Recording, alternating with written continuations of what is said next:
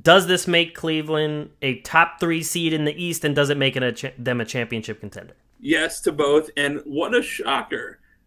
If we go back to the before last season, who told you Cleveland was coming? Just like I told you Denver was coming. This guy. I'm 2 for 2. I don't miss. They didn't gut their future because they got Mobley, Garland. I think they made a great move here. And I saw someone say, who was like a similar team that had 2 short guards in the backcourt? Talking about Portland back when they had CJ? Yeah. So they were talking about Portland. They're like, oh, well, Portland tried this with CJ and Dame, and it didn't work.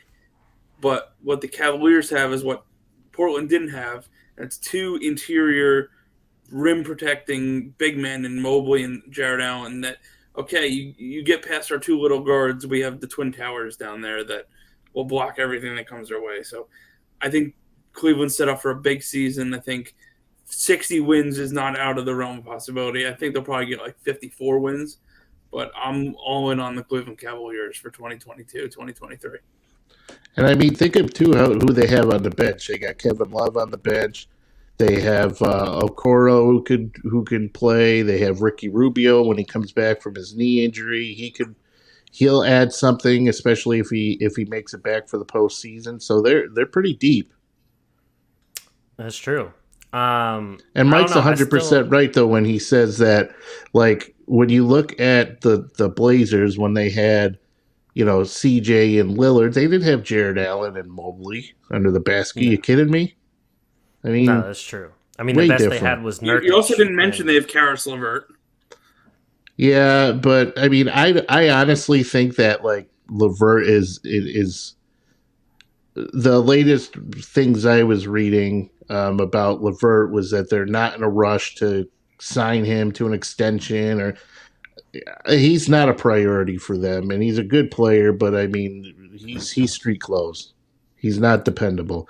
Now, before Donovan Mitchell got there were rumblings that LeVert was going to be a 30-minute per game guy, and which I don't know if his body would be able to handle that. But I mean, it's possible. I think the best thing that could happen is they're talking about LeVert coming off the bench, and I think that would be fantastic for him. I mean, if he was a bench guy, he's a 6th man of the year candidate right there for sure. I do not. I still don't think Cleveland is a top 3 seed this year. I also don't think they're going to. I think their ceiling this year is Eastern Conference Finals, and I don't think they're even going to get there either. And right now, according to Bovada, they're 6th in odds for Eastern Conference winner. So I'm not that far off in terms of the odds makers as well. So Vegas doesn't always know everything. I'm just saying, right now they have the Celtics, then the Nets, then the Bucks, then the Sixers, then the Heat, then the Cavs. But I just don't see them right now.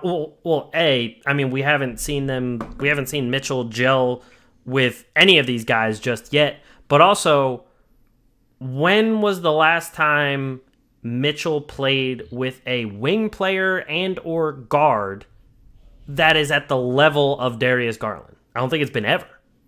Well, Mike Conley, from a career standpoint, was like decently close to Garland, but not obviously when he got to Utah. I mean, he's better. I mean, career-wise, he's better. I mean, right now, yeah. Like Conley in his prime was close to the level of a player as Garland, but when he got to Utah, he was past his prime. Right. And I guess the best guard that, like, in the time that was at Utah and played with Donovan Mitchell, I guess it would be like Jordan Clarkson.